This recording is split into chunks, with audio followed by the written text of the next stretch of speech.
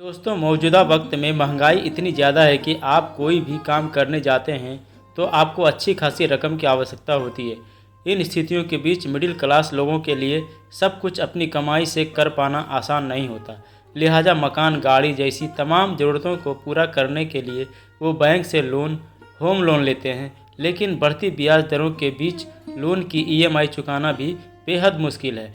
इसी को लेकर सरकार बड़ी राहत देने जा रही है, जिसका सीधा फायदा मिडिल क्लास को होगा।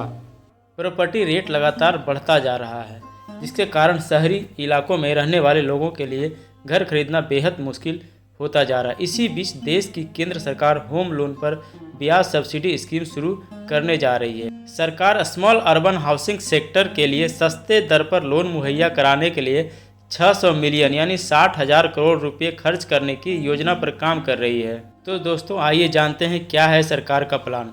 प्रधानमंत्री नरेंद्र मोदी ने 15 अगस्त को लाल किले से अपने भाषण में इसका ऐलान किया था। हालांकि उनके इस भाषण के बाद अब तक कोई ऑफिशियल डिटेल सामने नहीं आई है, लेकिन राइटर्स की रिपोर्ट के अनुसार इस स्कीम के तहत 9 लाख रुपये तक के लोन 3 से 6.5% ब्याज दर पर मिल सकेगा। 20 साल के लिए 50 लाख रुपये से कम हाउसिंग लोन को इस स्कीम के दायरे में लाने का प्रस्ताव है। इस रिपोर्ट में कहा गया है कि अगले कुछ महीनों में बैंक इस स्कीम की शुरुआत कर देगा।